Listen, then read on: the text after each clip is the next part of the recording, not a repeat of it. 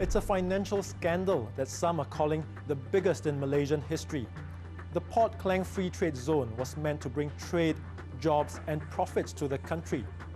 But the industrial park has already cost taxpayers huge amounts of money, with a total price tag estimated at $3.5 billion. The board of directors, they should be charged. They have fiduciary duty to the shareholders, in this case the government, in turn the taxpayers. Right? They failed us miserably. I'm Chan Tao Cho. In this edition of 101 East, we'll be looking at a case that raises worrying questions about accountability, political influence and corruption in Malaysia.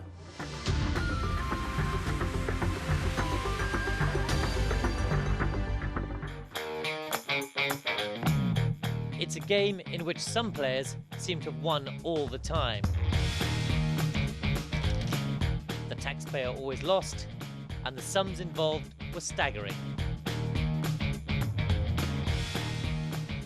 A project meant to cost $600 million has spiraled up to cost more than $2 billion, with forecasts that Malaysia could end up paying more than $3.5 billion. That's $140 for every single Malaysian.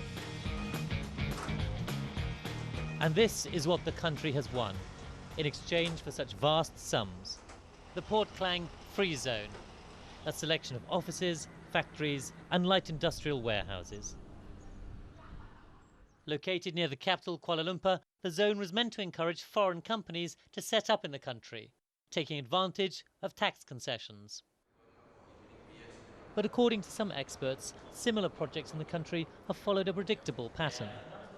The usual route for this sort of project is that first thing what you do is that you present a proposal to the government, usually a large infrastructure project. And what you do is you overprice the project. And the contracts are given out to a select group of companies. And because it's overpriced, the profit margin, the huge profit margin is built in even before the project starts.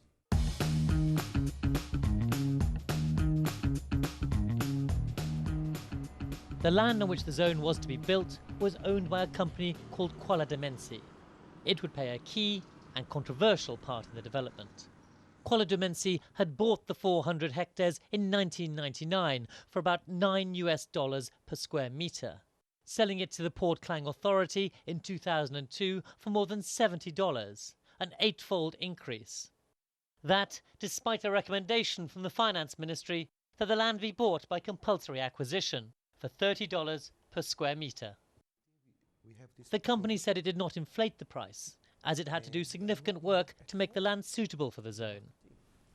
Cost per square foot from RM3, my infrastructure cost with the land, reclaim, roads, water and so on and so forth, easily will cost us between RM18 per square foot. So we add on, and what we sold to the government, yes, it's a reasonable amount of profits. Maybe RM1 or RM2 per square foot. That's all.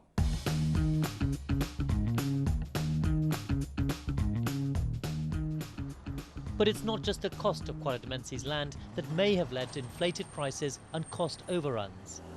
The main government agency in charge of the zone is the Port Klang Authority, the PKA. A report earlier this year by PricewaterhouseCoopers, an international firm of auditors, noted some unusual aspects to deals between Kuala Dimensi and the PKA. The company was given contracts worth almost $300 million even before a master plan was drawn up. The PKA ignored its own contracts and twice agreed to pay higher interest rates to Kuala Dimensi. The report says, "We have not cited any rationale for the increase," while badly drafted agreements led to some costs being a third higher than they should have been. I think we will never know the true story, but what is very clear is that the appointees of the minister and the ministry to the board of the Port Klang Authority were obviously not keeping an eye on the project. If you're a member of the board, right, your key role is to make sure that the project is sustainable, is done at the most efficient price, and obviously on these two criteria, they didn't do anything. In addition, the contract to develop the port was given to Kuala Dimensi on a negotiated tender basis. That means no other contractors were considered, with no other tenders for the work solicited. Why should there be a negotiated tender? That's where you got a lot of scope for abuse. I'm not saying abuse did happen, we don't know. We must check through.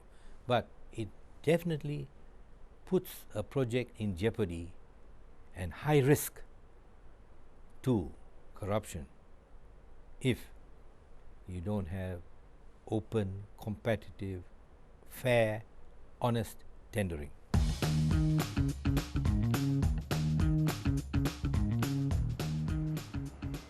To manage the zone, the PKA turned to a company with an international reputation.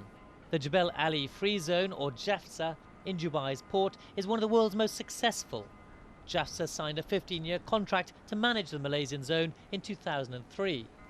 Less than 4 years later, that was terminated. JAFZA emails and documents obtained from media sources in Malaysia show the company's frustration. One email to Malaysia's Transport Minister says, "Transparency from the start has been non-existent. The board of directors has drawn us into political issues that have a negative impact on the development. The Malaysian political and economic landscape has too many vested interests seeking involvement and control in this project." Other documents show JAFZA's auditors worrying about the trustworthiness of the PKA's managers. Minutes of meetings between the two sides are so different that JAFZA's lawyers say, "It is pretty clear to me that they, the PKA, are not acting in good faith. I do not make such a comment lightly, but I strongly believe this to be the case." My reading is that they brought in the management consultants hoping they will play ball with their kind of way of doing things. And when these guys stood up and for real transparency, their lives were made very, very difficult. The managers of the zone said the withdrawal of JAFZA wouldn't have an impact. They could find their own customers. That hasn't happened. The project has an occupancy rate of just 15%. The central figure in running the PKA was O.C. Pang. From 2001 until 2008, she was its general manager. She only had the power to authorise spending of $15,000 or less. Instead, she approved deals with Kuala Demensi worth hundreds of millions. She's now being sued by the PKA for breach of duty. Her actions have also led to questions about the competence of those that employed her, the PKA board. The board of directors have failed. They should be charged. They have fiduciary duty to the shareholders, in this case the government, in turn the taxpayers. Right? They failed us miserably.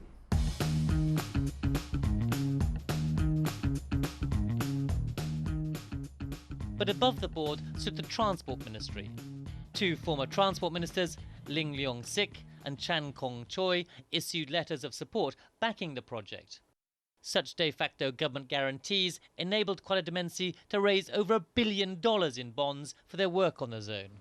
That broke government rules. Such letters should only be issued by the Ministry of Finance. Government papers seen by Al Jazeera from July 2007 show the cabinet of then Prime Minister Abdullah Badawi knew of the project's huge cost overruns. But it took no action against the former ministers and retrospectively approved the letters. The man who benefited most from the breaking of the rules is himself an MP. Tiong King Sing, the CEO of Kuala Demensi's parent company, is also the chair of the ruling coalition's Backbenchers Club. The company says Tiong's political clout had no influence on the project. Always people like to judge or give their judgment that when politicians involved, they got it because of their political connection. Well, look at Port Klang Free Zone. Put aside the episode we have now, the issue. You can see the site, how it was built in 2.5 years. But it's widely suspected in Malaysia that politically connected companies have an advantage in winning large public contracts like the PKFZ.